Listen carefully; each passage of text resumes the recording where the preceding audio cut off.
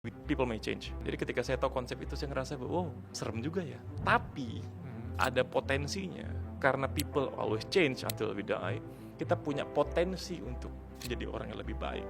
Mungkin orang jahat yang kita kenal sekarang 10 tahun lalu, dia juga takut akan jadi orang jahat.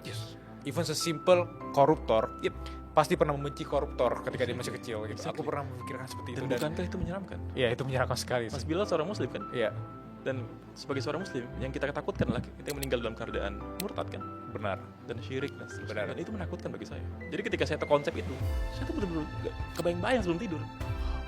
Berarti meninggal jadi kayak gimana ya? Hidup itu dalam penjagaan Tuhan yang Maha Kuasa tuh. Saya percaya atas hal itu.